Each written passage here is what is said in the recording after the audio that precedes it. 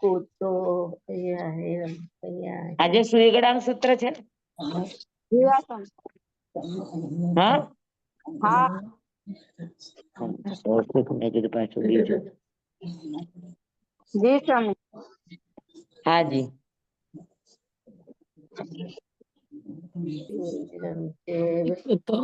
સ્વામી મધ્યાહન વંદામી સ્વામી. હાજી. હા વંદામી નમન સ્વામી સકારે કલ્યાણ દેવ્યમ જેવ્યમ ભજવા સ્વામી મથેણ વંદામી સ્વામી. હાજી. અયાહિણમ પયાહિણમ વંદામી નમન સ્વામી સકારે સમાણે કલ્યાણમ મંગલમ દેવ્યમ જેવ્યમ ભજવા સ્વામી મથેણ વંદામી. હાજી. સાતામાં સ્વામી. હાજી. હા હા. સ્વામી. ચાલો આજે આપણે બીજું અધ્યયન પૂરું થયું. આપણે આજે ત્રીજું હવે શરૂ કરવાનું છે. હે? હા.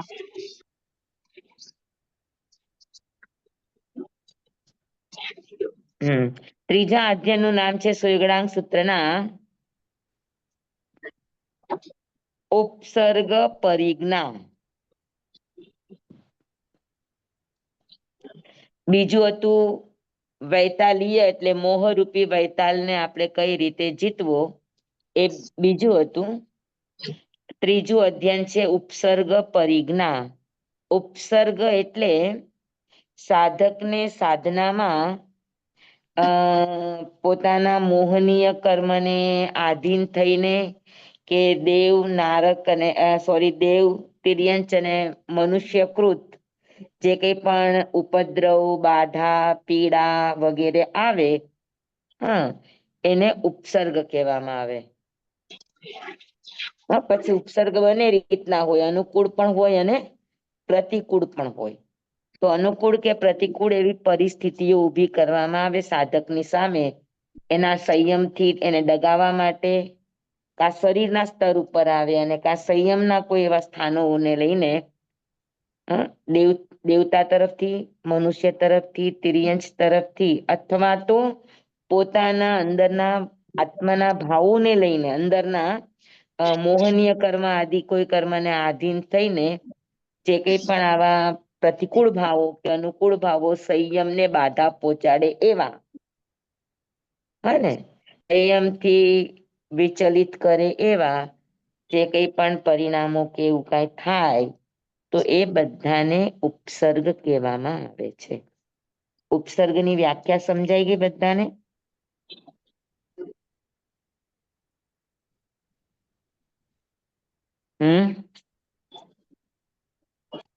હેલો. જી સ્વામી. ઉપસર્ગ સમજાઈ ગયું? ઉપસર્ગ એટલે અનુકૂળતા પણ હોય ને પ્રતિકૂળતા પણ હોય, પણ બંને એવી ચીજો હોય કે જે એને સંયમમાં બાધા પહોંચાડે, સંયમમાં ઉપદ્રવ ઉભો કરે, સંયમમાં વિઘ્ન પહોંચાડે. ને તો પછી એ કરે તો ક્યાં કરે? કા સાધકના શરીર ઉપર કરે, કા સાધકની સાધના ઉપર કરે, કા સાધન ઉપર કરે. શરીર એ સાધન છે, અને બાકી સાધના છે તો કા સાધના ઉપર થાય ને કા શરીર ઉપર થાય.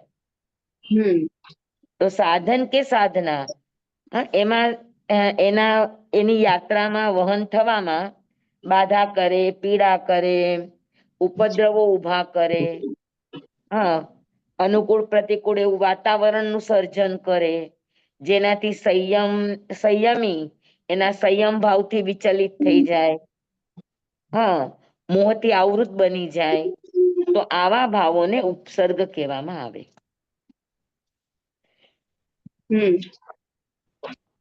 સમજાણું બરાબર?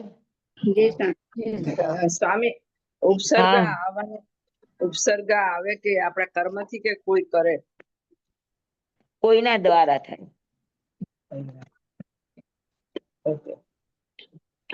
એટલે ઈ થાય અને એના નિમિત્તે પછી જીવના પોતાના પરિણામોમાં મોહ આદિ ભાવો, ભયાદિ ભાવો ઉત્પન્ન થાય. પણ એ સાધનાની કસોટી હોય. અને એમાં ક્યાંય કર્મ પણ નિમિત્ત હોય, ન હોય એવું ન હોય, પણ પ્રાધાન્યતા બાહ્ય સંયોગોનું હોય. બહાર તરફથી આવતું હોય. જી સ્વામી. એમાં ગ્રહ હોય કે આપણે કોઈ એવા અંતરાય કર હા, એમાં ગ્રહ ને એવું કઈ હોય કે ઉપસર્ગ આવે તો? ગ્રહ બ કાઈ ન હોય. અચ્છા, ઓકે.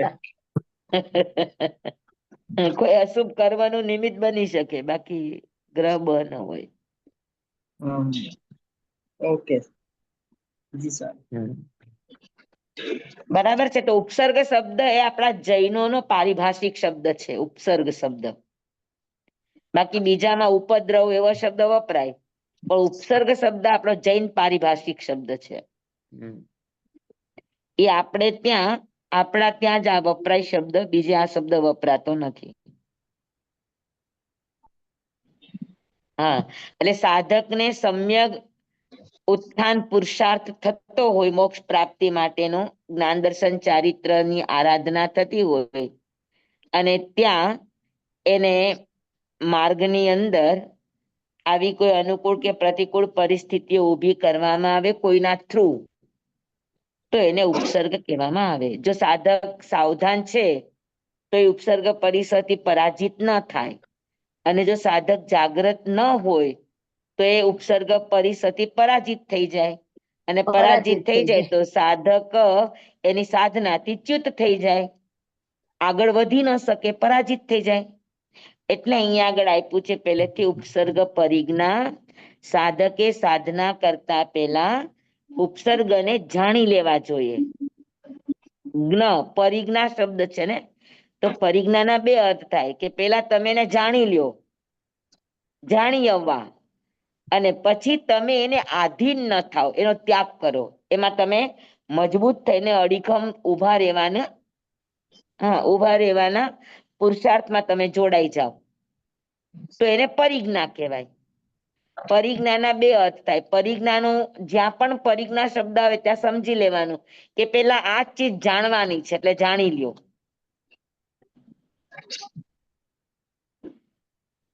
પરિજ્ઞાનો અર્થ છે કે પેલા તમે એને જાણી લ્યો, એના સ્વરૂપને જાણી લ્યો, એ આવે છે, શું કામ આવે છે, ક્યાંથી આવે છે, કેવી રીતે આવે છે, એને જાણી લ્યો.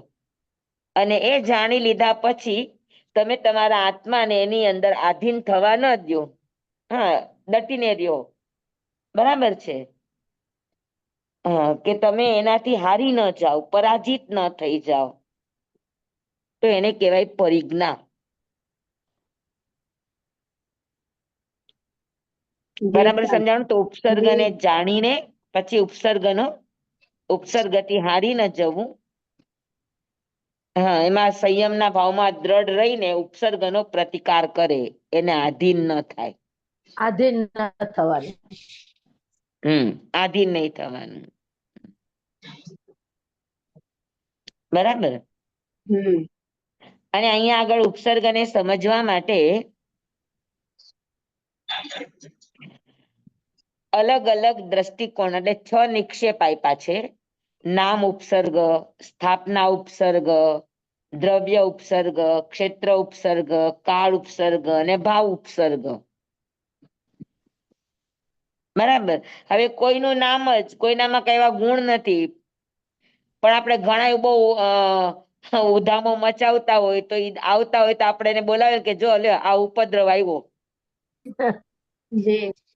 હા, અર્જુન માળી 5 મહિના ને 25 દિવસ સુધી એનો જે ત્રાસ હતો, એનો જે ઉપદ્રવ હતો, તો કોઈ પણ દૂરથી અર્જુન માળીને આવતા જુએ તો શું કે અર્જુન માળી આવ્યો છે, એમ નો કે આ જો ઉપદ્રવ આવ્યો.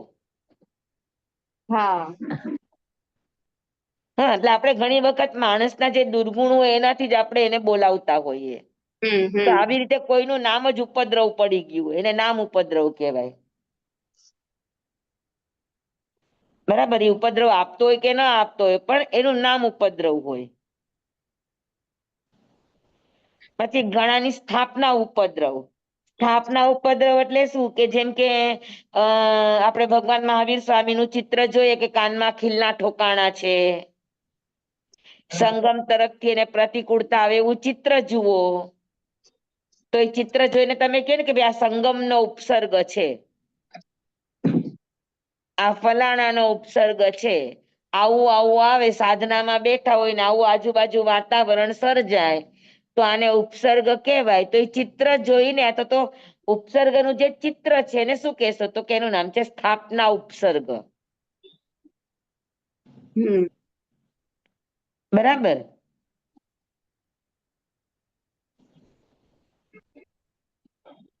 પછી આવે દ્રવ્ય ઉપસર્ગ. દ્રવ્ય ઉપસર્ગ એટલે ઉપસર્ગ કરનાર વ્યક્તિ હોય અથવા તો ઉપસર્ગ આપનારી વસ્તુ હોય.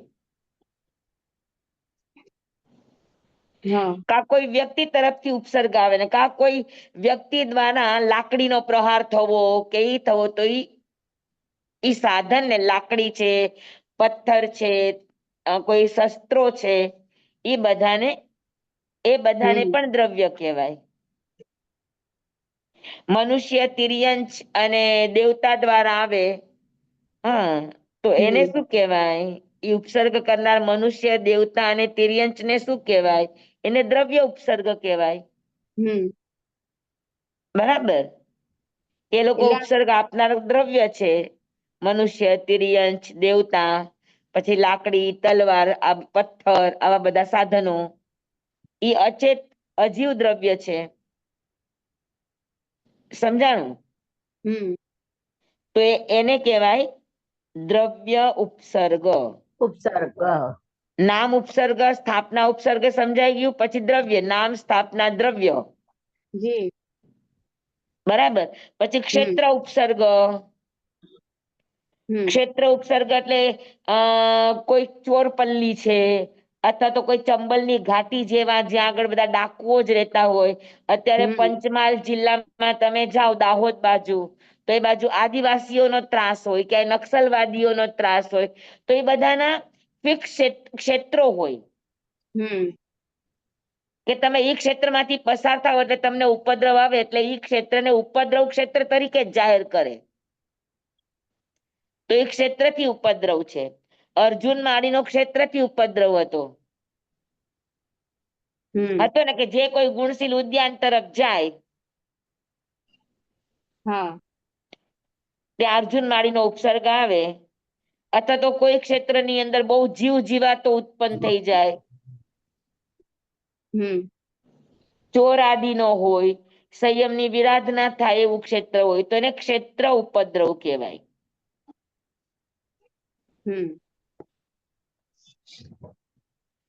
અમે હમણાં ગુણશીલ ઉદ્યાન અર્જુન માળીનું ઉદ્યાન જોઈ આવ્યા રાજગીરીમાં. અરે વાહ. છે હજી? હા, એ વિરાયતનના અંડરમાં છે. અચ્છા. હવે ત્યાં સુલપાણીનું એટલે ઓલું મુદગર પાણી યક્ષનું યક્ષાયતન નથી, કાઢી નાખ્યું છે. પણ એ આખું ઉદ્યાન છે ત્યાં 500 આંબા છે. અચ્છા.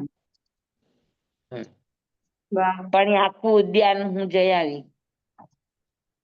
પેલે ઓલા ચંદનાજી સ્વામી છે એમને. હા, વિરાયતનમાં ચંદનાજી છે ને હા એમના સાધ્વીજી લઈ ગયા હતા કે ચાલો તમારે ગુણશીલ ઉદ્યાન જોવું છે. મેં કીધું હા હા, જેટલું પ્રાચીન છે એ બધું જ જવું છે. ઘણું મોટું છે, થાકી જવાય એવું છે પણ તોય ગઈ હતી હું. અરે વાહ. તો એ ક્ષેત્ર ઉપદ્રવ. બરાબર. પછી કાળ ઉપદ્રવ. હવે કોઈક વખત કાળ ઉપદ્રવ રૂપે જેમ કે બહુ ગરમી, બહુ ઠંડી તો એ કાળથી જ ઉપદ્રવ છે. પછી દુસમારો હોય, દુસમારો હોય, અતિશય ગરમી, અતિશય ઠંડી. અચાનક આગ લાગવી પણ એમાં આવી જાય. અચાનક આગ લાગવી એ દ્રવ્ય ઉપસર્ગ કહેવાય. ઓકે.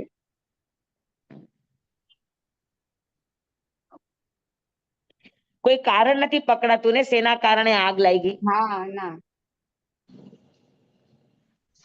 આ એવું નથી લાગતું આ દ્વારકા નગરી જેવું? હા, હજી સુધી ખબર નથી પડી કે શેના લીધે. કોઈ કહે છે ઝાડો કદાચ ટકરાયા હોય ને, કોઈ કહે છે કે પણ એ તો કોઈ આખું ઝાડ ક્યાં છે? ત્યાં તો કેટલા બધા મોટા મોટા આલીશાન બિલ્ડિંગો છે. પણ એની પછી જંગલ છે ને.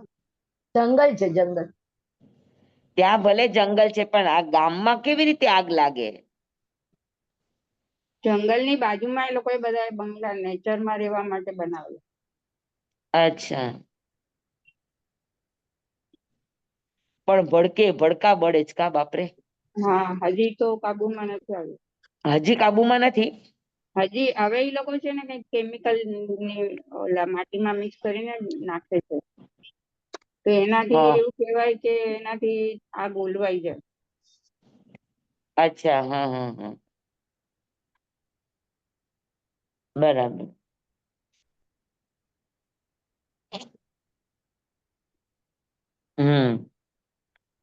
તો આ રીતે કાળનો ઉપસર્ગ સમજાણું બરાબર? જી સર. કાળને લઈને જે પ્રતિકૂળતાઓ ઊભી થાય સંયમમાં. હવે હા ગરમી ખૂબ હોય તો સંયમની સાધનામાં ઉપદ્રવ કહેવાય. હા. અતિશય ઠંડી હોય, શરીર હમ સહન ન કરી શકે એવી પરિસ્થિતિ આવી જાય. હમ હે ને? અને ભાવથી ઉપસર્ગ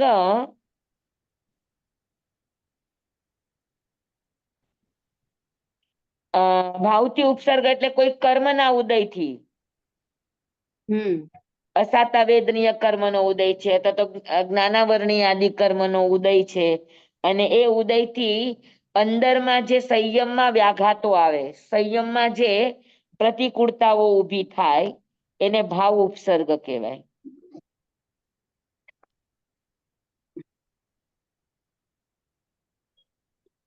સમજાણું? જી સર. એટલે આ રીતે કર્મના ઉદયથી જે થાય એને ઔગિક ઉપસર્ગ કહેવાય. કોઈ અશુભ કર્મના ઉદયથી જે થાય ને એને ઔગિક ઉપસર્ગ કહેવાય. એક મિનિટ હો, પાટી લઈ લો. ક્યાં છે?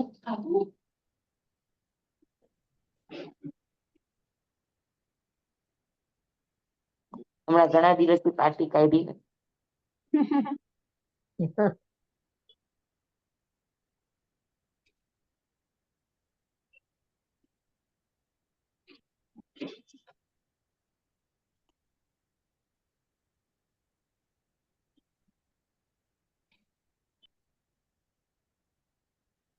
ઓલો આપણે પતી ગયો. આઠ પ્રકાર નહીં, 6 પ્રકાર કીધા હતા ને. ઈ દ્રવ્ય, ક્ષેત્ર, અચ્છા. કાળ, હા, ભાવ, આ અલગથી છે ઔગિક. હા, નામ, સ્થાપના. 5. 6 થયા. છ નામ, છે. નામ, સ્થાપના, સ્થાપના, નામ, દ્રવ્ય, સ્થાપના, ક્ષેત્ર, દ્રવ્ય, કાળ. ક્ષેત્ર, કાળ અને ભાવ. હા 6 થઈ ગયા. હા. આ 6 થઈ ગયા. થઈ ગયા. હા, હવે ઉપસર્ગને બીજી રીતે કે છે, ઔગિક અને ઔપક્રમિક.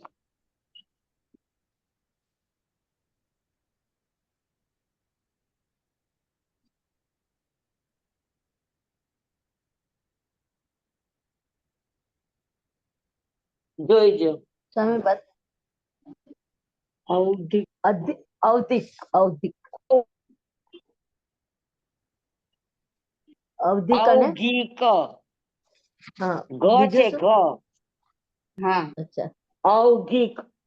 ઔગિક. હા ધ નહીં, ઔપક્રમિક. ઔગિક નહીં, ઔગિક.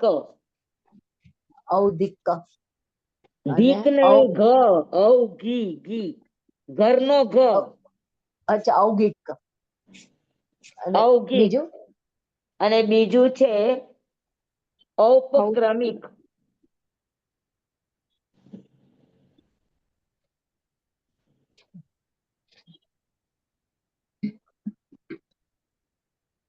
ઔગિક એટલે કર્મના અસાતા કે અશુભ કર્મના નિમિત્તથી જે ઉપસર્ગ આવે એને ઔગિક ઉપસર્ગ કહેવાય.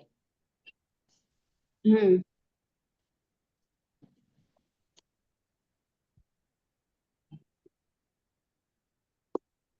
અને દૈવિક મનુષ્ય તિર્યંચ કે પોતાના આત્માના ભાવોથી જે આવે પોતે ન એની અંદર ટકી શકે અને જે પોતાના ભાવથી ઉત્પન્ન થાય એને ઔપક્રમિક કહેવાય.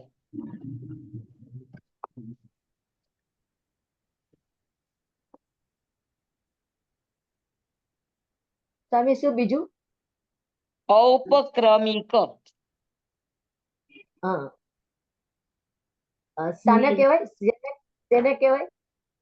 ઔપક્રમિક એને કહેવાય કે દેવતા દ્વારા ઉપસર્ગ આવ્યો એને ઔગિક કહેવાય કે ઔપક્રમિક કહેવાય? તો કે ઔપક્રમિક.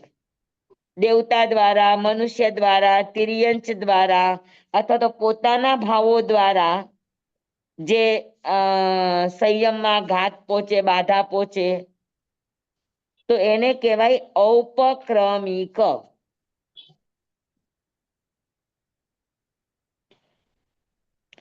અને અશુભ કર્મના ઉદયથી જે ઉપસર્ગ આવે ઉપસર્ગ કે પરિસ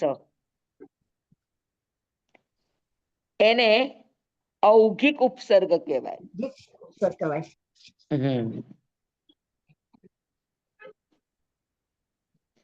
હવે જેમ કે સનત ચક્રવર્તીમાં 16 રોગ ઉત્પન્ન થયા એને ઔગિક કહેવાય.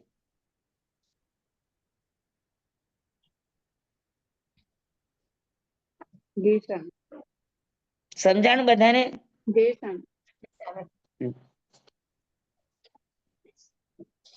તો આ સુઈગણાંક સૂત્રના 3જા અધ્યયનમાં ઔગિક ઉપસર્ગની વાત નથી. ઔપક્રમિક ઉપસર્ગ આવે ત્યારે સાધકે કેવી રીતે એને જાણી અને એને જીતવા એની વાત છે. સમજાણું બરાબર? એટલે એનું નામ છે ઉપસર્ગ પરિજ્ઞા. કે ઉપસર્ગને જાણી લ્યો અને જાણ્યા પછી એને જીતો, એનાથી પરાજિત નહીં થાવ. બરાબર છે? હા. હવે આ ઉપસર્ગ થવાના કારણ શું? તો આપણે 4 પ્રકારના ઉપક્રમિક જોયા. દેવતા, મનુષ્ય, તિર્યંચ. દેવકૃત, મનુષ્યકૃત, તિર્યંચકૃત અને આત્મવેદન રૂપ. આવા 4 પ્રકાર છે ઔપક્રમિક ઉપસર્ગના. હવે પ્રત્યેક ઉત્પન્ન થવાના કારણ શું એ આપણે વિચારીએ કે થવાનું કારણ શું? શું કામ કરે દેવકૃત ઉપસર્ગ? મનુષ્યકૃત ઉપસર્ગ શું કામ આવે? એનું કારણ શું? હા, તો એના કારણમાં કે ભાઈ દેવ છે કોક વાર હસી મજાક કરવા માટે કરે, કોક વાર ઋણાનુબંધ અશુભ ઋણાનુબંધ હોય તો દ્વેષથી પ્રેરાઈને કરે. ઘણી વાર ઇન્દ્ર મહારાજાએ વખાણ વગેરે કર્યા હોય તો પરીક્ષા કરવા, જેમ કે સનત ચક્રવર્તીનું કર્યું તો પરીક્ષા કરવા માટે કરે.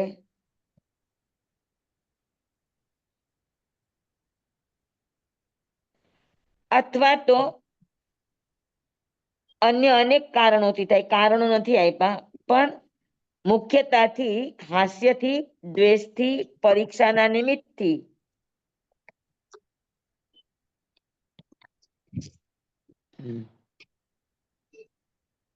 અને ઘણીવાર દેવતાઓને પણ મનુષ્ય પ્રત્યે મોહ થઈ જાય. તે મોહના કારણે ઉપસર્ગ કરે. જેમ કે રામચંદ્રજીને ધ્યાનમાં સીતાએ ઉપસર્ગ આપ્યો. હા, તો ઈ 4થું કારણ છે. સમજાણું બરાબર? હા, તો દેવકૃત ઉપસર્ગ થવાના 4 કારણ: હાસ્ય, દ્વેષ, પરીક્ષા અને અન્ય મોહાદિ કારણો. હા. મનુષ્યકૃત ઉપસર્ગ પણ 4 પ્રકાર. ઈ થવાના પણ 4 કારણ છે.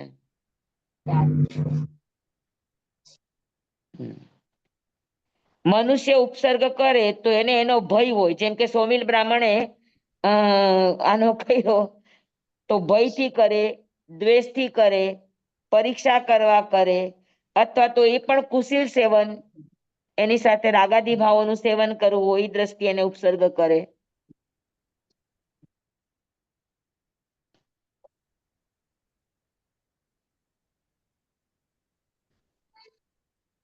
સમજાણું? જી. તો દ્વેષ, પરીક્ષા, કુશીલ સેવન ઈ મનુષ્યના અને દેવના બધા સમાન છે.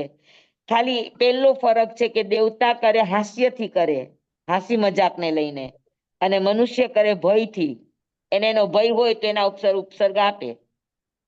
હા, જેમ કે નમુચી પ્રધાનને સાધુઓનો ભય હતો તો એના ઉપર એને ઉપસર્ગ કર્યો કે એને ગામ બહાર કાઢી નાખો. તો ઈ આવા ઉપસર્ગ તો ત્યાં આગળ વિષ્ણુ મુનિ મળી ગયા એટલે બચી ગયા સંતો આપડા. તો મનુષ્યકૃત ઉપસર્ગ આવે તો ઈ મનુષ્યને ક્યાંક ભય હોય એટલે ઈ ઉપસર્ગ આપે, અથવા તો દ્વેષ હોય તો ઉપસર્ગ આપે, અથવા તો પરીક્ષા કરવા માંગતા હોય તો ઉપસર્ગ આપે, અને ચોથું કુશીલ સેવનની ઈચ્છા હોય તો ઉપસર્ગ આપે. સ્વામી માલિકી ભાવમાં બી આપતા હોય એને શું કહેવાય? હા, માલિકી ભાવમાં એટલે કે એક નોકરને કેમ એનો શેઠ દંડતું હોય કે પત્નીને પતિ તરફથી કે પતિ ને એવી રીતે જે આવે એને શું કહેવાય? ઈ બધું કુશીલ સેવનમાં જાય. કુશીલ સેવનમાં.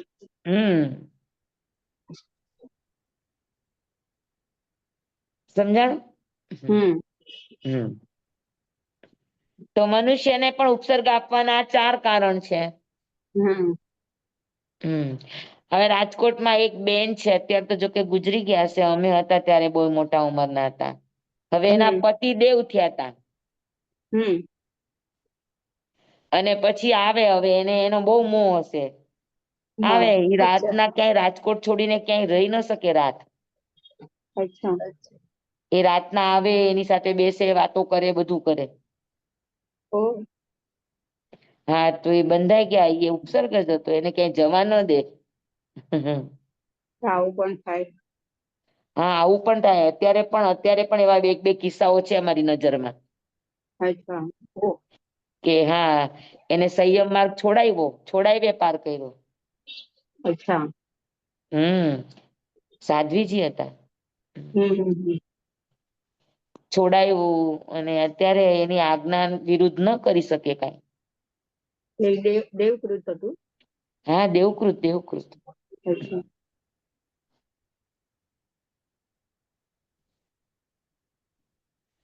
હા, એમાં મોહ અને અન્ય કારણો કીધું ને, એ કુશીલ.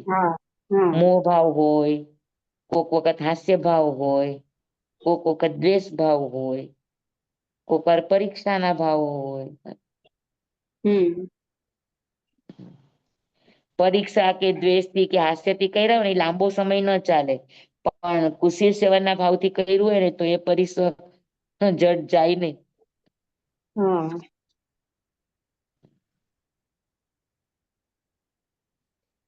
બરાબર. અહીંયા ગણાય હવે એક બીજાની ઉન્નતિ જોઈ ન શકતા હોય, એમ થાય કે આ મારાથી આગળ નીકળી જશે એટલે એને ભય હોય, અને ઉપસર્ગ ઉભો કરી દે. એમ થાય કે મારા રાજ સત્તામાં નડશે, અથવા તો મારી સાધુમાં પણ અંદરમાં પણ એવું થાય કે અમારાથી આગળ વધી જશે તો બીજા. તો એ રીતે જે કરવામાં આવે તો એ બધું ભયથી કહેવાય.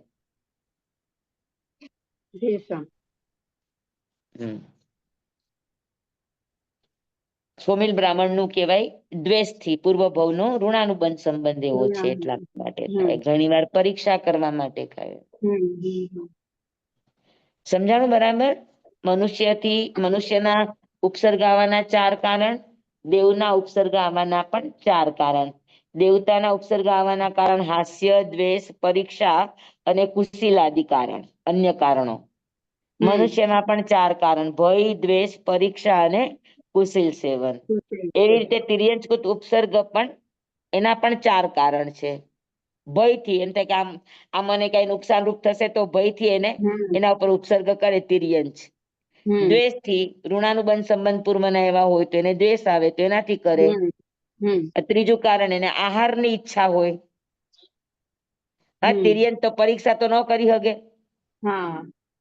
હા, એટલે પરીક્ષા કરવા માટે તિર્યંચ ન કરે, આહાર માટે કરે. પોતાને આહારની ઈચ્છા હોય ને ભૂખ્યા થયા હોય તો એને આહાર કરવા માટે કરે. અને પોતાના સંતાનની સુરક્ષા કરવાના ભાવ હોય. એમ કે અમારા સંતાનને નુકસાન કરી શકે, ડર લાગે તો કરે. તો તિર્યંચ પણ 4 કારણે ઉપસર્ગ કરે: દ્વેષથી, ભયથી, સંતાનની સુરક્ષા માટે અને આહાર માટે. સ્વામી આ બધું પણ આપણી સાથે જે થતું હશે તો એ નિમિત્ત જ હશે ને, એટલે આપણા કર્મમાં ક્યાંક હશે તો જ આવે ને, તો જ કરી કોઈ શકે. કર્મમાં પણ ઘણીવાર શું થાય કે કર્મ આપણા અસાતાના અત્યારે ઉદયમાં ન હોય, હા સત્તામાં પડ્યા હોય. સત્તામાં તો દરેકની પાસે અસાતા વેદનીય કર્મ તો પડ્યું જ હોય ને. હા હા અત્યારે એનો ઉદય ન ચાલતો હોય હા કે ઉદય કર્મનો હતો એટલે ઉપસર્ગ આવ્યો, એવું ન બને. અચ્છા અસાતા વેદનીય કર્મ સત્તામાં પડ્યું હોય. હા હા ઔપક્રમિક ઉપસર્ગનું આ જ કારણ છે. ઔગિક ઉપસર્ગ હોય તો એ કર્મના ઉદયથી થાય, જેમ કે સનત ચક્રવર્તીને 16 રોગ ઉત્પન્ન થયા, હા હા બરાબર. હા પણ ઔપક્રમિક જેટલા પણ છે, દેવ, મનુષ્ય અને તિર્યંચકૃત જે ઉપસર્ગ છે એ ઉદયમાં ન હોય, પણ આ લોકો કરે એટલે આનું નિમિત્ત મળતા ઈ કર્મની ઉદીર્ણા થઈને ઉદયમાં ઉદયના આવે. થઈ જાય. ઓકે હા હા સમજાણું તમને? જી જી સ્વામી. એને ઔપક્રમિક કહેવાય. હમ. કર્મનો ઉદય હતો નહીં, પણ આ નિમિત્ત મળ્યું એટલે ઉદય થયો. ઉદય થયો, બરાબર. ગચ્છકુમારના કર્મનો ઉદય નહોતો, પણ આ સોમિલ બ્રાહ્મણનું નિમિત્ત મળ્યું એટલે ઉદીર્ણા થઈને બધા કર્મો જે આવી ગયું. સત્તામાં પડ્યા હતા એ ખેંચાઈને આવ્યા. જી જી બરાબર. સ્વામી. હા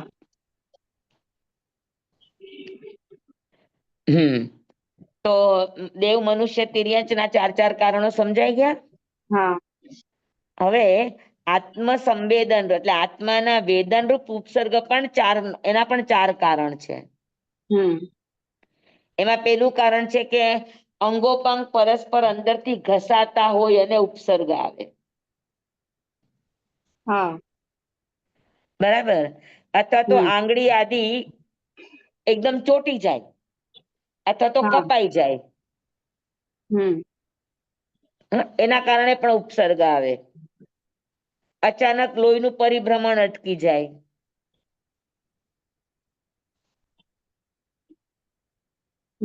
અથવા તો ઓચિંતા ક્યાંક પડી ગયા. અને ચોથું કારણ વાત, પિત્ત અને કફ આ ત્રણેયના ઇમ્બેલેન્સ થી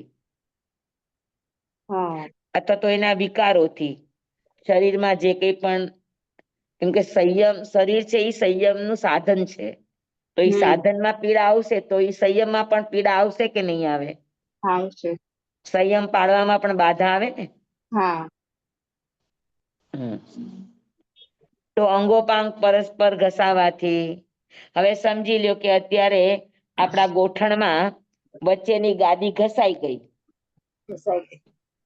તો હાડકા અંદર ઘસાય તો ગોઠણનો દુખાવો થાય તો તમે પલોઠી વાળી ન શકો, તમે ધ્યાન કેવી રીતે કરી શકો? તો એ બાધા થઈ કે ન થઈ?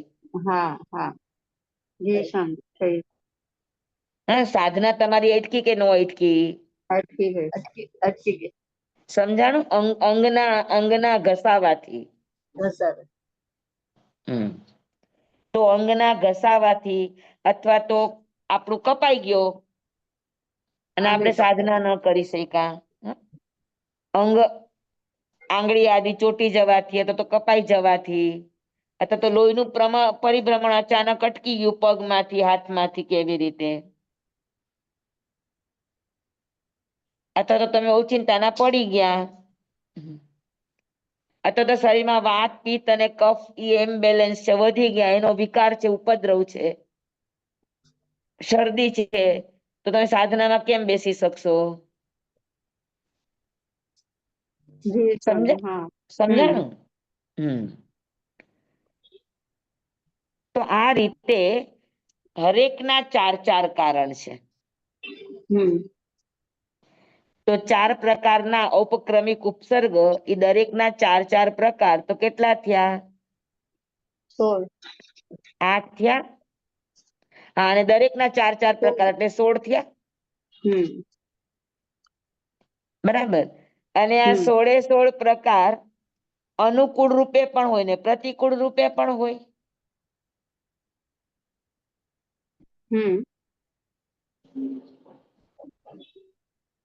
અનુકૂળ કેવી રીતે? હા,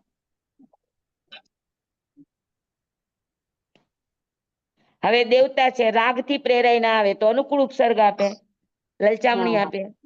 હા હા હા બરાબર. હા તો અનુકૂળ પણ હોય ને પ્રતિકૂળ પણ હોય. જી જી સર બરાબર. બરાબર છે. હમ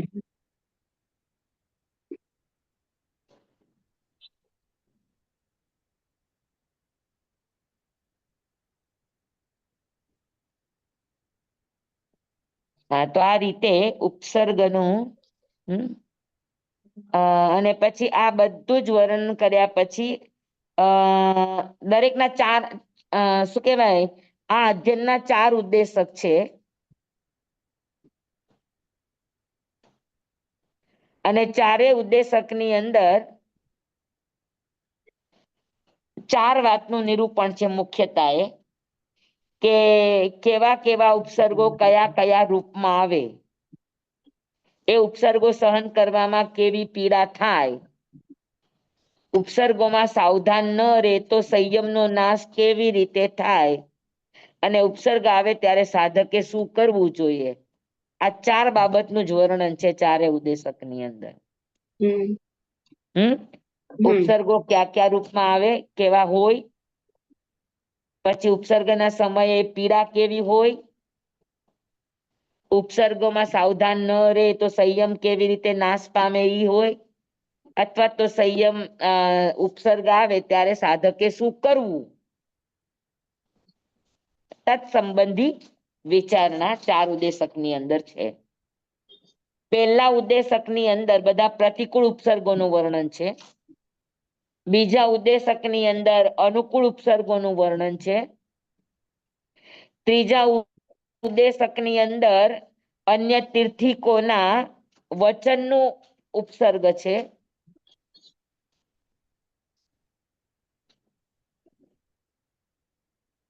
અને ચોથા ઉદ્દેશકમાં અન્ય તીર્થિકોના કુતર્કોને લઈને જીવન આચાર ભ્રષ્ટ કરનારા ઉપસર્ગોનું વર્ણન છે.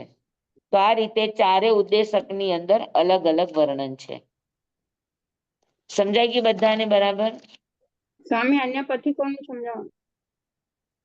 હા, અન્ય પથિકોનું સમજાવો. અન્ય પથિકો એટલે તમને ખબર હોય તો સંયતિ રાજાને ક્ષત્રિય રાજ ઋષિશ્વર તરફથી હતો.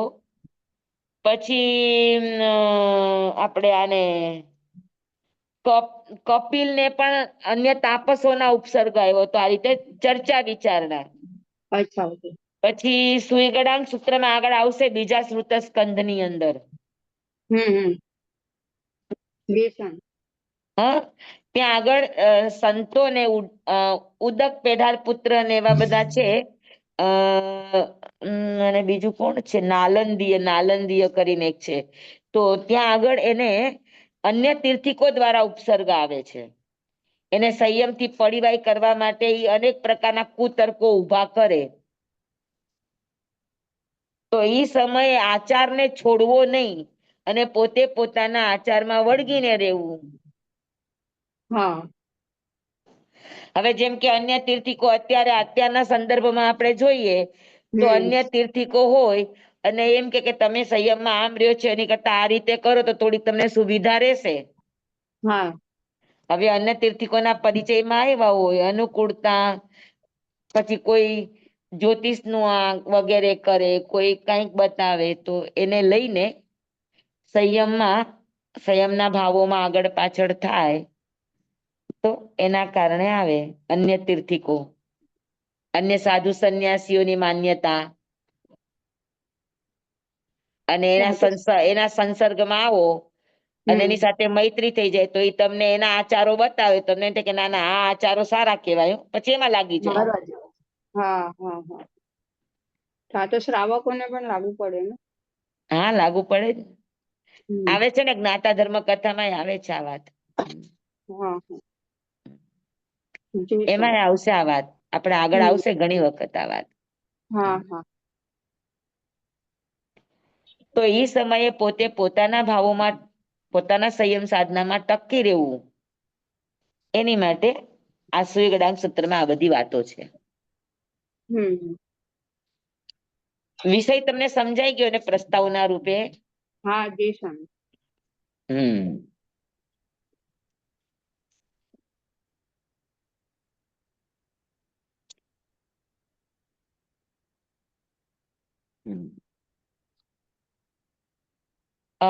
ઘણી વાર ગોચરી પાણી નવ દીક્ષિત છે. હવે એને આવા કઈ અનુભવ ન હોય, ગોચરી પાણી લેવા જાય અને ત્યાં ઉપસર્ગ આવે ને ગોચરી પાણી લેતા લેતા લેતા એ સંયમથી એને એમ થાય કે વાંધો નહીં આવે, હું તો બહુ સુરવીર છું, ગમે એવા પરીક્ષા આવશે, જેમ કે નંદીશેન ની વાત આવે છે ને આપણને. હા, તો એવી રીતે પડીવાય થઈ જાય.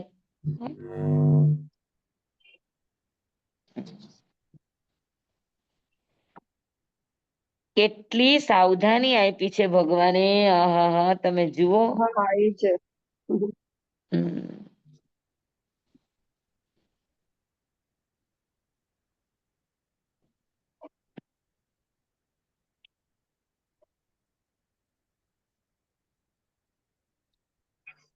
અને આમાં શિશુપાલ ની વાત કરી છે ભગવાને.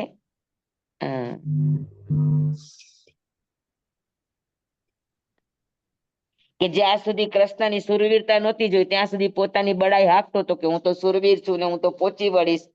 અને કૃષ્ણ એના ફૈબાનો દીકરો હતો ને માદ્રીનો દીકરો હતો. કુંતા ને માદ્રી બે બેનો. તો કુંતા માતાના પાંડવ નહીં ને માદ્રીનો દીકરો શિશુપાલ.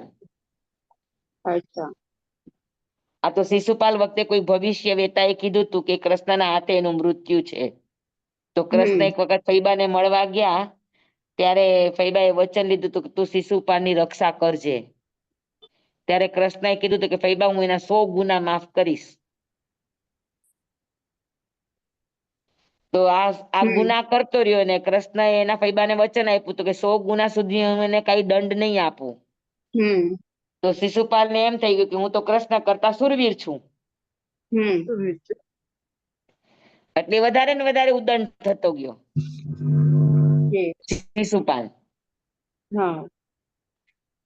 અને પછી એમ થઈ ગયું હવે તો કૃષ્ણ અને કૃષ્ણને જયારે આખા સૈનિકના વેશમાં ને યોદ્ધાના વેશમાં જોયા તો પોતે ભયથી ડરી ગયો.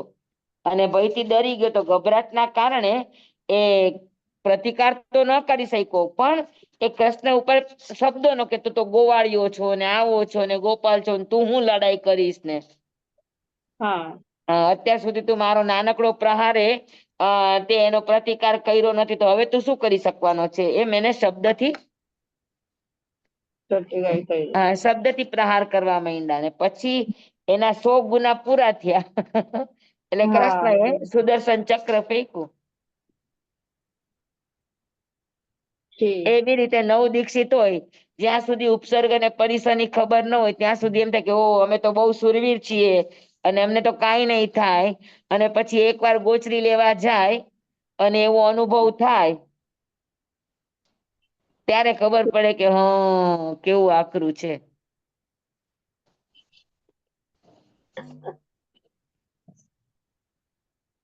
અમારે થયું તું, અમે ગોચરીના પહેલે જ દિવસે ગયા ને ત્યારે થયું તું.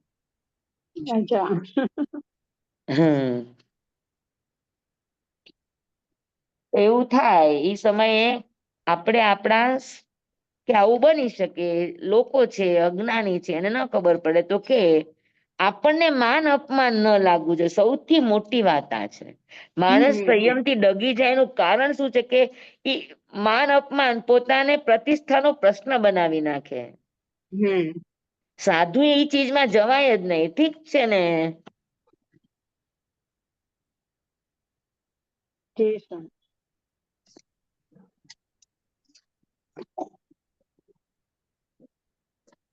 બરાબર.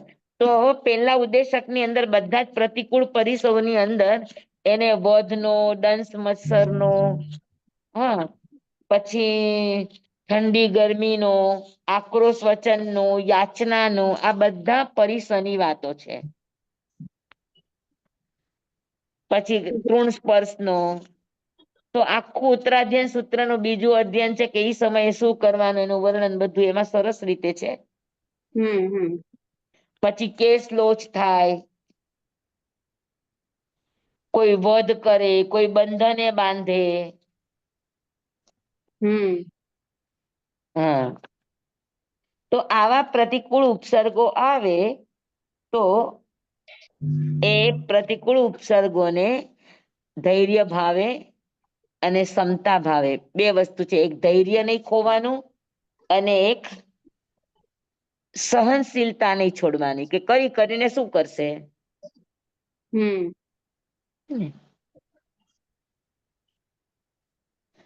કેવું સહેલું છે પણ કરવું અઘરું છે. પણ તમે ધ્યાન સાધનામાં જાઓ ને તો તમને એમ લાગે કે એક વખત તમને એ પકડ આવડી જાય તો પછી તમને એ પરિસરમાં પણ આનંદ આવે. હા, એ તમને અસહ્ય કે દુસહ્ય ન લાગે. બરાબર. ધ્યાન સાધના આ બધી એના માટે સંયમી જીવન માટે બહુ ઉપયોગી છે કે તમે એમાં એક વખત ટ્રેન થઈ જાઓ પછી બહારના ઉપસર્ગ પરિસર તમને ડગાવી ન શકે. કેમ કે ધ્યાનમાં આ બધી જ ચીજો આવશે તમારી સામે. ને તો એ સમયે ભગવાનના વચનો અથવા તો જે મહાપુરુષોને આવા ઉપસર્ગો આવ્યા છે, એ કથાનું યોગના માધ્યમથી, સમજણથી, થોડુંક સહન શક્તિથી આ બધા પરિસરની સામે આપણે ડટીને રહેવું. હા, એમાં હારી ન જવું. અને સૌથી મોટી વાત, પ્રતિકૂળ ઉપસર્ગ આવે ને ત્યારે એક વાત નક્કી રાખવાની કે કોઈ મને દુઃખ આપી શકે છે, દુઃખી કરી શકતો નથી.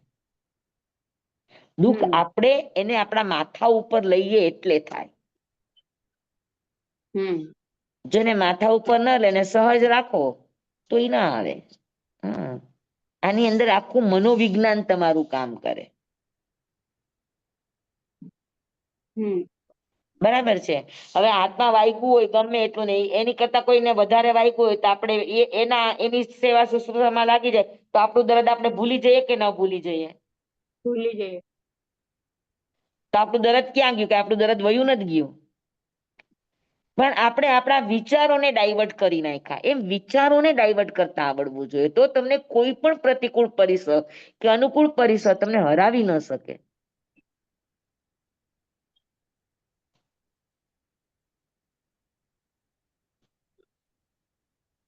બરાબર છે. તો એ સમયે પોઝિટિવ વિચારો કરવાના કે મને કોઈ દુઃખ આપી શકતું નથી, હું સ્વીકારું. દુકાનમાં જાઉં, બજારમાં જાઉં, દુકાને તો ગ્રાહક છે તો બધો માલ બતાવશે, લેવો ન લેવો તો આપણા હાથમાં છે ને.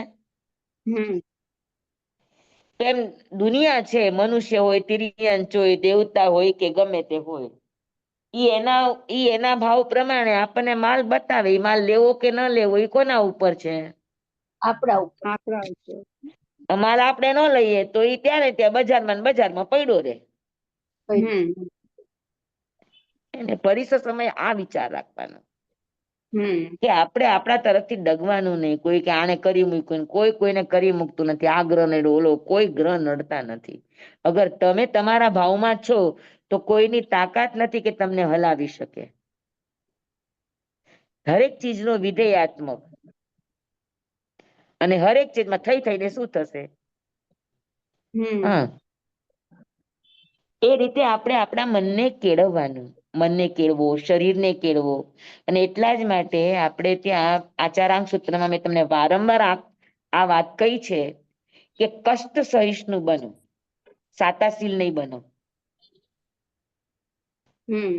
કષ્ટ સહિષ્ણુ બને ને એ આવી બધી ચીજોમાં હારી ન જાય. એટલે આમ થયું નથી ને તરત ઉપાય નહીં કરવાનો. આપણે તો થયું નથી ને તરત ગોળીઓ આપણા હાથમાં જ છે. થોડીક વાર જોવાનું, થોડીક વાર જાણવાનું, થોડીક વાર વિચાર કરવાનો. વિચારવાનું કે શેનાથી થયું, શું કામ થયું, એના કારણોને ગોતવાના. હે ને? જી તો સર. તમે તરત આધીન ન થાઓ. અમને ગુરુદેવ એકવાર એવું શીખડાવતા હતા કે આપણે સાધના કરવી હોય ને તો કેવી રીતે સાધના કરે. ગુરુદેવ પોતે કરતા, અમે જોયું જ નજર સામે કે ડીશ પીરસી દીધી હોય. એક તો કેટલા મોડા મોડા ધ્યાનમાંથી ઉઠ્યા હોય. કોક વાર 2 વાગ્યા હોય, કોક વાર 3 વાગે, કોક વાર 4, અને કોક વાર તો સાંજે 6 વાગી ગયા હોય. એ ડીશ પીસીને રાખે કે હવે તો ડીશ પીસાઈ ગઈ છે ને જમવાનું તો કે ભાગીને જ જવાનું. તો જુઓ ભૂખ શું છે એને જુઓ, શું થાય છે શરીરમાં, શું ફેરફાર થાય છે, શું અનુભવ થાય છે. આપણને તો ભૂખ લાગે ને એ પેલા જમી લે, આપણને શું ખબર પડે કે ભૂખ એ પણ પરિસવ હોય. હમ. સમજાય જી છે? એટલે જેટલા જી. કષ્ટ સહિષ્ણુ બનીએ. કષ્ટ સામે આવે તો એક વાત રાખવાની કે કષ્ટ આવે, તમને જે પણ વસ્તુ કષ્ટરૂપ લાગે એનો તરત જ ઉપાય નહીં કરવાનો. થોડીક વાર જોવાનું, થોડીક વાર એને સમય આપો, થોડીક વાર એની સામે સમજણ કેળવો. શું છે એ કારણમાં અંદર ઊંડા જાઓ, એમાં થોડોક સમય પસાર થવા દ્યો. અને એમ કરતા કરતા જો કષ્ટ સહિષ્ણુ બનવામાં આવે, તો એ જલ્દી ઉપસર્ગ અને પરિસ્થિતિ હારે નહીં. અને એક વાત નક્કી રાખવાની કે જે પ્રતિકૂળતાથી હારી જાય એ અનુકૂળતામાં હારે હારે હારે ને હારે 100% લખી લ્યો. જેનાથી પ્રતિકૂળતા સહન ન થાય એનાથી અનુકૂળતામાં સહજ રહેવું અશક્ય છે.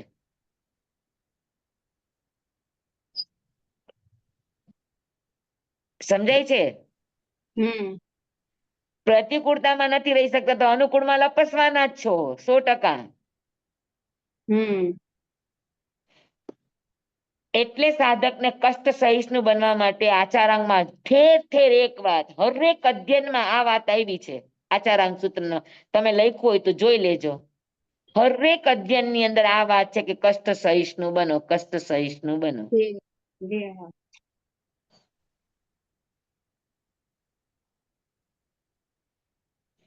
એટલે આપણે કષ્ટ વારંવાર કરીએ છીએ. સહિષ્ણુ બને, અને આપણે ત્યાં તો કષ્ટ સહિષ્ણુ આવી જયારે પ્રતિકૂળ પરિસ્થિતિ થાય તો આપણે ત્યાં મેં તમને શીખડાવ્યું છે. કયો શબ્દ યાદ છે? કોઈને આચારાંગમાં મેં તમને શીખડાવ્યું છે. શબ્દ. કે જ્યારે પણ પ્રતિકૂળતા આવે, જ્યારે પણ આવો કઠિન સમય આવે ત્યારે શું કરવાનું. કષ્ટ સહિષ્ણુ આવે ત્યારે એક શબ્દ આવ્યો છે સહન કરવા બાબતમાં, યાદ છે તમને મૌન કોઈને? મૌન રહેવું ને. જોયા કરવું.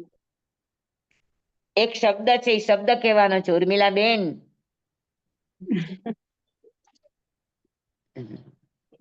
શબ્દ તો યાદ નથી સર.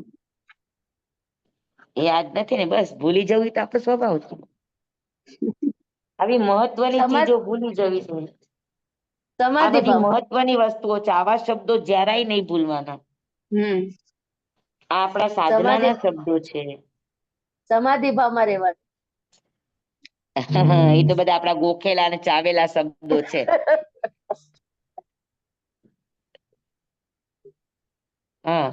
આપણે ત્યાં ઈ શબ્દ છે એને કહેવાય તિતિક્ષા. શીખડાયું તું? હા હા હા. હવે કયો તિતિક્ષા એટલે શું? હમ. આ ખાસ પરિસર માટેનો શબ્દ આગમનો છે. અને તિતિક્ષાને ઉત્કૃષ્ટ કીધું છે. તિતિક્ષા પરમમ નચ્ચા. પરિસરની સામે તિતિક્ષા એ પરમ ધર્મ છે. તિતિક્ષા એટલે શું? સહિષ્ણુતા. ખાલી સહિષ્ણુતા નહીં, સહિષ્ણુતા પ્લસ ધૈર્ય ઇઝ ઇક્વલ ટુ તિતિક્ષા. આ એનું સમીકરણ છે. સહિષ્ણુતા પ્લસ ધૈર્યતા. સહન કરવાનું ક્યાં સુધી? જ્યાં સુધી કર્મ આપણું જાય નહીં ત્યાં સુધી. જાય નહીં ત્યાં સુધી. એટલે જિંદગીના છેડા સુધી, છેલ્લા શ્વાસ સુધી ધૈર્ય ખૂટવું ન જોઈએ. હા, આપણે અરિયતના 6 ગુણ કહીએ છીએ ને, અનંતું જ્ઞાન છે, અનંતું દર્શન છે, અનંતું સુખ છે, અનંતું વીર્ય છે, પછી અનંતું ધૈર્ય છે. હા, અનંતું ધૈર્ય જાગવું જોઈએ. અને અનંતું ધૈર્ય ત્યારે જાગે કે આપણે તરત જ પ્રતિકૂળતાને આધીન નહીં થવાનું, થોડુંક સહન કરવાનું, થોડુંક ધીરજ રાખતા શીખવાનું, તો પછી તિતિક્ષામાં પહોંચાય. બરાબર છે? જી સ્વામી. હા, હવે ક્યાં સુધી યાદ રાખશો આ શબ્દને? હવે એકદમ યાદ રહેશે કાયમ. ફરી પાછા ન આવે ત્યાં સુધી. ના સ્વામી, હવે તીવ્રતા પ્લસ ધૈર્યતા. હરેક આગમોની અંદર તમે જોજો આ વિશેષતા છે કે સાધકની સામે હરી ફરીને આ બે વાતો તો આવશે જ. ઉપસર્ગની, પરિસરની, અનુકૂળતાની, પ્રતિકૂળતાની. ઈ સમયે સાધકે શું કરવું એ વારે વારે અલગ અલગ રીતે આગમકારોએ સાધકોને તૈયાર કર્યા છે. આચારાંગ સૂત્રમાં પણ શીતોષ્ણ હતું અધ્યયન. એટલે અનુકૂળ ઉપસર્ગ અને પ્રતિકૂળ ઉપસર્ગ અને પરિસરની વાત પણ આચારાંગમાં પણ આવી હતી. હા, પણ આપણે તો આચારાંગ ભણી ગયા એટલે હવે એને કોણ ઉઠાવે હાથમાં? હા, મને લાગે છે કે મારે તમારી હવે પરીક્ષા શરૂ કરવી પડશે. સાચે જ સ્વામી. હું ખાલી ભણાવીને નવરા કરી દઉં ને તો તમે લોકો પછી હાથમાં બુક નથી લેતા. ના, લઈએ છે સ્વામી, હાજી. એટલે આપણે જે કર્મનો ઉદય આવ્યો તે સમયને ધૈર્ય અને સહિષ્ણુતા પૂર્વક પસાર કરો જ્યાં સુધી એ ખતમ ના થાય ત્યાં સુધી. યસ, એવું? આ ઉપાય છે. આ તમારી પાસે બે ચીજ છે, સહિષ્ણુતા અને ધૈર્ય. આ બે ચીજ છે, દુનિયાની કોઈ તાકાત નથી કે તમને હલાવી શકે. એટલે સ્વામી, એમાં ક્રોધ, માન, માયા, લોભ નો ઉદય ના હોવો જોઈએ કસાયોનો, એવું જ ને? કાંઈ જ ન થાય. એ હોય તો ધૈર્ય ને સહિષ્ણુતા રે જ નહીં. જી સ્વામી. ક્રોધ, માન, માયા, લોભની હાજરીમાં ધૈર્ય ને સહિષ્ણુતા જવાબ આપી દે. એ ટકે જ નહીં. જી સ્વામી. એટલે રિએક્શન ના આપે સ્વામી. હા, પણ જે સમજાણું? સ્વામી અંદર જે તકલીફ થાય આપણને ઈ આપણે સહન કરવાની, એવું ને? ખાલી સહન નહીં કરવાનું, ધીરજ રાખતા શીખવાનું. જી સ્વામી. આભાર સ્વામી. અને સહન કર્યા પછી પણ આપણી અંદર, નહીતર ઘણી વાર આપણને છે ને સહન કર્યા પછી આપણે એમ થયું, ઓહો, મેં તો કેટલું સહન કર્યું, મારા જેવું તો કોઈએ સહન નથી કર્યું. તો તમે હજુ અધૂરા કાચા છો. સહન કરનારની કોઈ લિમિટ જ ન હોય. હે? ભગવાન મહાવીર સ્વામીએ ક્યાંય કીધું મેં કેટલું સહન કર્યું? ને સૌથી વધારે 23 તીર્થંકરોને સહન નથી કર્યું એટલું ભગવાન મહાવીરને થયું સહન કરવાનું. એના સ્વામી જેટલો કર્મનો જંગ કોઈ ખેલા નથી. સ્વામી, પાર્શ્વનાથ ભગવાન વધારે નથી સહન કર્યું? સૌથી વધારે 23 તીર્થંકરોના કર્મો એક બાજુ અને એક બાજુ ભગવાન મહાવીરના, તો એ ભગવાન મહાવીરનું પલ્લું નીચે જાય. જી સ્વામી. પાર્શ્વનાથ ભગવાનને એટલા કષ્ટો નથી આવ્યા જી સ્વામી. જેટલા ભગવાનને 12.5 વર્ષમાં આવ્યા. અને પાછી બધા કેટલા ઘોર કાનમાં ખિલ્લા, કુવામાં નીચે ઉતારવું, ફાંસી ઉપર લટકાવવા, આખા માંસના પગને પિંડીમાંથી માંસના લોચા કાઢી નાખવા, પગમાં આગ તપાવી, રસોઈ પકાવવી. તમે વિચારો તો આ બધા પરિસો. સ્વામી, મહાવીર સ્વામી ભગવાનને સૌથી વધારે શારીરિક કષ્ટ આવ્યા કહેવાય ને, કે માનસિક પણ કહેવાય એટલે માનસિક સમાધિ પણ ને એવા, કેમ કે કેવળ જ્ઞાન થયા પછી એની દીકરી એનાથી વિપરીત થઈ ગઈ, જમાઈ વિપરીત થઈ ગયા, ગોશાલકજી ના એવા કેટલા હતા પરીશો, એને મન ઉપર લીધા નહીં, બાકી બધું આવ્યું છે એમને, અનુકૂળ પ્રતિકૂળ બધું આવ્યું છે. જી સ્વામી, આભાર સ્વામી. હા, તિતિક્ષા પરમો ધમ્મો. તિતિક્ષા પરમો ધમ્મ. હા, તિતિક્ષા એ પરમ છે. જી સ્વામી. તો સમજાઈ ગયું, પહેલો ઉદ્દેશ આપણો પૂરો કે 22 પરિસરના કોઈ પણ પ્રતિકૂળ સંજોગો આવે તો એનાથી હારે નહીં, પ્રતિકૂળતામાં ધીરજ અને સહન શક્તિ કેળવે. બરાબર. અને સૌથી મોટી વાત કે પ્રતિકાર ન કરે, મૌન ધારણ કરવાનું. આપણો પ્રતિકૂળ સમય આવ્યો હોય તો સફાઈ દેવા નહીં જવાનું. આપણને સફાઈ દે બહુ આદત હોય, લવારો કરવાની આદત હોય, જીભા જોડી કરવાની આદત, આમ નતું નામ હતું, નામ નતું નામ નતું, મૂંગા રેતા નું આવડે. જી સ્વામી, આવડે. આપણને પણ જવાબ દીધા વગર જ નો હાલે, આપણી જીભ ઊંચી નીચી થવા માંડે. પણ સ્વામી આપણી પાસેથી કોઈ સફાઈ માંગે તો આપણે શું કામ આપવાની સફાઈ? પણ અચ્છા સફાઈ આપશો તો તમે અધૂરા છો.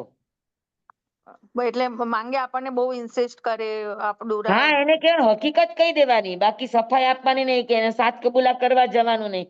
અમારા ગુરુદેવનો તો સખત વિરોધ કે કોઈ દિવસ કોઈ ચીજના સાત કબૂલા નહીં કરવા જવાના, અગર તમે સાચા છો તો. સત્યને એની મેળે પુરવાર થવા દ્યો ને. સુદર્શન જી શેઠ સ્વામી. ગયા તા પુરવાર કરવા કે તમે અભયારાણીને પૂછી આવો, સત્યનું કરી આવો, ગયા તા ક્યાંય? ના. સત્ય એની મેળે સિંહાસન બનીને પુરવાર થયું ને. ક્યાંય જીભ નહીં. પ્રતિકૂળતા આવે એટલે મૌન પકડી લો, ધ્યાનમાં બેસી જાઓ, જપમાં બેસી જાઓ. અને એમાંય વડીલો તરફથી આવતું હોય તો બને ત્યાં સુધી જીભા જોડીને મૌન પકડતા શીખો, સફાઈ દેવા નહીં જાઓ. પણ આપણી આદત છે પ્રતિકાર કરવાની, અને પ્રતિકાર કરવાની આદત જ આપણને ઉપસર્ગ અને પરિસરથી હરાવી દે. કેમ કે પ્રતિકાર કરવો ઈ જ રિએક્શન કર્યું, રિએક્શન કર્યું એટલે તમે કર્મને આધીન થઈ ગયા.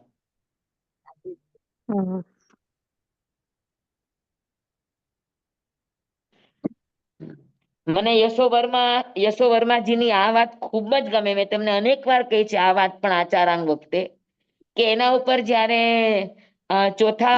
ચોથા વ્રતનું કલંક લાગ્યું હતું, અમે પાર્લામાં હતા ને ઈ પાર્લામાં હતા, લિટરલી વિહાર કરતા તો તેના ઉપર લોકોએ પથ્થર ફેંક્યા છે.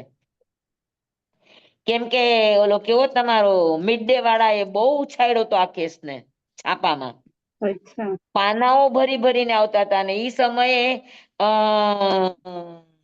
મિડ ડે એટલા વેચાણા, એટલા લાખોની પ્રતો વેચાણી. કેમ કે લોકોને આવામાં જ રસ હોય ને. નબળા સમાચાર, નબળા ભાવો, એમાં જ લોકોને આનંદ આવે, અંદરથી આમ એની ખંજવાળ ઓછી થાય. પણ સ્વામી, તો આ મિડ ડે વાળાનું કર્મ ન બંધાઈ ગયું? જે લોકો એમાં ભાગ સોલિડ લીધો હોય બંધાય, સોલિડ બંધાય.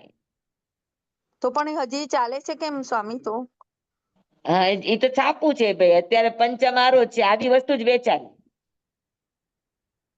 પણ સારી સ્વામી વસ્તુ ન વેચાય, આવી વસ્તુ જ વેચાય, પસ્તીઓ જ વેચાય. આ પણ સ્વામી પસ્તી કર્મ કહેવાય. હા, એ પણ કર્મ કર્મ જયારે બંધાય. ભોગવશે ત્યારે ખબર પડશે. અચ્છા, એટલે કર્મ આનાથી બંધ. મહામોહનીય કર્મ બંધાય, મહામોહનીય. જી સ્વામી. ત્યારે મને એટલે તો યશો વર્માજીનું એટલું ગમ્યું તું મને, મેં કીધું જો આને સાધક કહેવાય.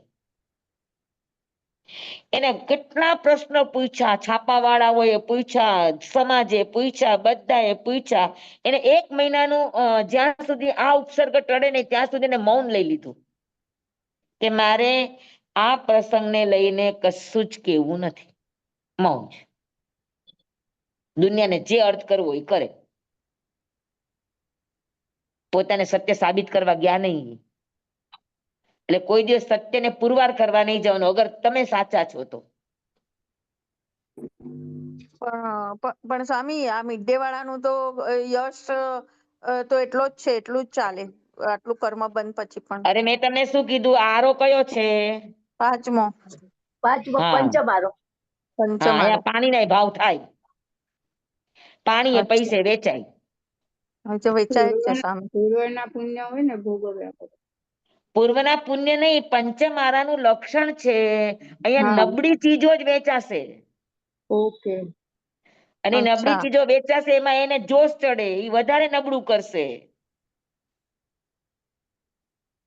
અચ્છા સ્વામી. સમજાણું? જી સ્વામી. પણ એમાં અને આપણે છાપું વાંચ્યું તો આપણે એના મહામોહનીય કર્મ બંધ ની અંદર આપણે પણ ભાગીદાર હિસ્સેદાર બન્યા. ને આપણે ક્યાં ઓછા છીએ? આપણે આવા ક્યાંક સમાચાર વાંચ્યા હોય તો તરત જ બેનપણીને ફોન કરશું, વોટ્સઅપ કરશું. આનાથી આખા 14 રાજલોકમાં વિચારોનું પ્રદૂષણ ફેલાવવામાં આપણે નિમિત્ત બનીએ છીએ. અમને તો ગુરુદેવની સખત મનાઈ કે આવા નબળા કોઈ પણ પત્રિકા કોઈની પણ આવે ને ગુરુદેવ અમારા હાથ સુધી પહોંચવા જ ન દે, સીધી ડસ્ટબિનમાં જાય.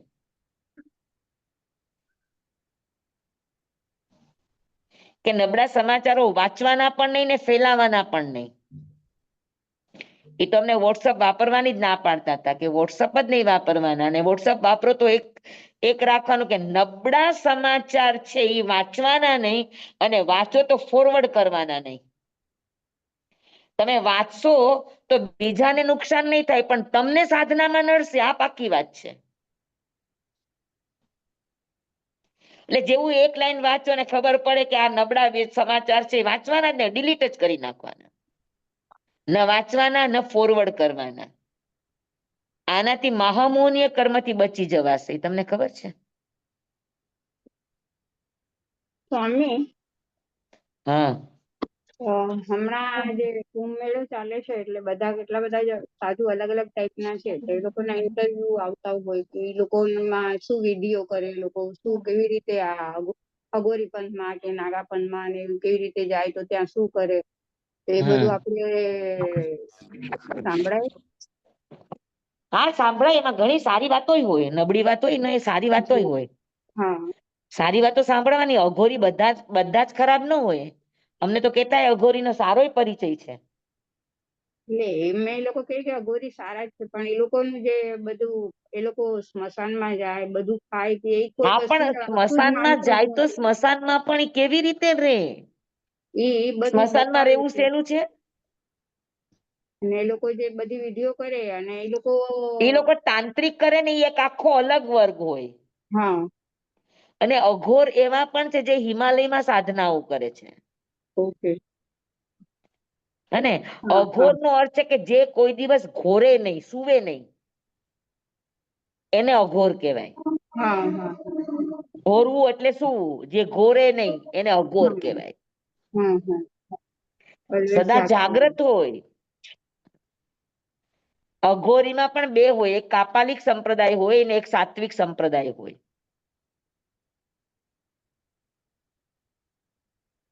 જી સ્વામી. એટલે હું જોતી સાંભળતી હોઉં ને એટલે મારો દીકરો મને કે આવું બધું શું કામ તું સાંભળે.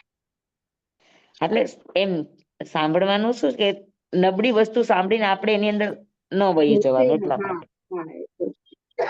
હા. તમને તટસ્થ રહેતા આવડે છે તો તમે ગમે તે વાંચો, ગમે તે સાંભળો. પણ તમે તટસ્થ રહી શકતા નથી ને તમે અંદર ભળી જાઓ છો, તો તો તમે હા એનાથી દૂર રહ્યો. દૂર રહીએ. હા બરાબર. જય સ્વામી. સમજ્યા ને? તો પેલા ઉદ્દેશક આપણો પૂરો થયો. પ્રતિકૂળતાની વચ્ચે આપણે શું રહેવાનું, શું કરવાનું. હા, બરાબર. પાકું? પાક્કું જી છે. સાહેબ. તો આપણો અમે ટાઈમ તમે પણ પૂરો થઈ ગયો, 4:25 થઈ ગઈ. આપે આમ સમજાવ્યું છે ને કે બધા ધર્મમાં કઈ બધું ખરાબ નથી હોતું, સારું પણ હોય છે. હા, હોય ને, સારું હોય, તો ઘણું સારું એટલે હોય. હવે ઈ કઈ બીજું કોઈ આપણને ટચ કરતું નથી. હા. એટલે કે એમાંથી સારી વસ્તુ છે તો મને તરત આપણું વ્યાખ્યાન વાંચીને યાદ આવે કે જો સ્વામી આવી રીતે કહેતા હતા. આ એ લોકોના ત્યાગ વૈરાગ્ય પણ આપણી કરતા હા. ચડિયાતા હોય, એટલા હોય. એ લોકો એને શું કેવાય? અ એને ઓદાન કેવાય, ઓદાન આહાર. હા હવે એ ઓદાન આહાર એટલે શું કે એ હથેળીમાં જેટલું આવે ને એટલું જ ખાવાનું અચ્છા અને હથેળીમાં જ જમે, હા હા પાત્રામાં ન જમે. મને એક મળ્યા હતા એવા સંત, એને કહ્યું હતું કે તમે હાથમાં જમો. મેં કીધું અમારું દિગંબર સંપ્રદાય તો કરપાત્રી જ દિગંબર હોય, દિગંબર પણ મને કીધું હતું કે તમે હાથમાં જમો. તો હું 1 મહિનો જમી હતી, પણ પછી છોડી દીધું મેં. હાથમાં રાખીને જમવાનું, કેટલી બધી વસ્તુઓ છૂટી જાય આપણી જમવાની. અચ્છા અને 2 અંજલિ જ લેવાનું, 2 અંજલિમાં જેટલું સમાય ને એટલું જ ખાવાનું. હું એકાસના કરતી હતી ને, નહીં તો એને તો 1 જ અંજલિનું કીધું હતું. પણ મેં કીધું મને એકાસનું હોય તો કેવી રીતે કરું, 1 અંજલિ તો કદાચ ન થાય તો કે તો 2 અંજલિ લેવાની, પણ 2 અંજલિ થી વધારે નહીં. 2 અંજલિમાં બધું જ તમારે ભેગું ચોડીને 2 અંજલિમાં આવે ને એટલું ખાવાનું. અચ્છા અમે પાર્લા હતા ને ત્યારે મેં 1 કે 1.5 મહિનો આ પ્રયોગ કર્યો. હા હા સ્વામી પણ એક વખત પછી તમે છે ને પડી નો સાંભાર જાય ઇડલી આવ્યા તો શું કરું? હા એ પડી તો નો જાય હાથમાં લેવાય ને. હા પડી નો જાય. ના સ્વામી હા આપણા શ્રાવકો માટે 33 કોળિયા કે એવું કઈ છે ને ખાવાનું 33 શ્રાવકો માટે નહીં, બધાય માટે છે. સ્ત્રીઓના 28 અને પુરુષોના 32. અચ્છા જી સ્વામી, આભાર સ્વામી. પણ સ્વામી 28 કોળિયા, હવે એમાં તો મોટો ગ્રાસ પણ હોય ને નાનો પણ હોય. એમાં માપ હોય. મોરના ઈંડા જેવા 28 કવલ. હવે ઈ મોરના ઈંડા જેવા 28 કવલના તમે કદાચ 1 કવલના 4 કવલ એ કરી શકો. સ્વામી મોરના ઈંડા જ કેટલા હોય ઈ જ નથી ખબર. મોટા હોય. અચ્છા એના 4 કરવાના ભાગ. નહીં, એમાં તમારે જેટલા કોળિયા કરવા હોય, 2 કરો, 3 કરો, 4 કરો. ઘણાય સાઉથ ઇન્ડિયન છે એ ભાત કેમ આમ કોળિયો આખો મોટો જ લેતા હોય. સૌની હા કોળિયા લેવાની અલગ અલગ વિધિ હોય. જી સ્વામી.